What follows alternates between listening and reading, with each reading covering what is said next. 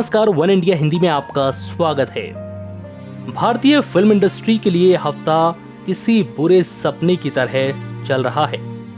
बुधवार को शानदार कलाकार इरफान खान ने दुनिया को अलविदा कहा और अब गुरुवार यानी कि आज दिग्गज अभिनेता ऋषि कपूर का निधन हो गया।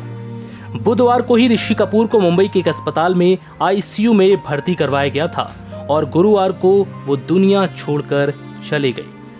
ऋषि कपूर 67 साल के थे और कैंसर से पीड़ित थे, लेकिन कौन सा कैंसर था ये किसी को नहीं पता।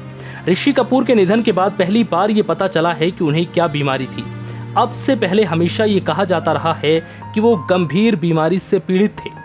उनके न्यूयॉर्क में इलाज के दौरान भी लगातार ये बातें सामने नहीं आई कि उनका कौन सा इलाज करवाया जा रहा था। काफी समय के बाद ये सामने आई कि ऋषि कपूर का कैंसर का इलाज करवाया जा रहा था, लेकिन ये पता नहीं चल पा रहा था कि उन्हें कैसा कैंसर हुआ था। ये बात आज पहली बार सामने आई कि ऋषि कपूर को ल्यूकेमिया हुआ था।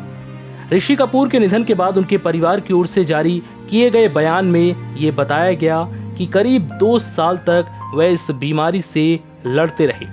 अब उनका ये कैंसर आखिरी स्टेज में पहुंच गया था, जिसके कारण उनकी मौत हो गई।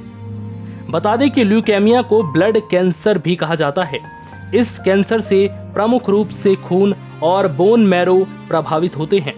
ये एक ऐसी बीमारी है जिसमें शरीर में सफेद रक्त कोशिकाओं की संख्या असामान्य रूप से बढ़ती हैं। इसके बाद इनके आकार में भी परिवर्तन होता है।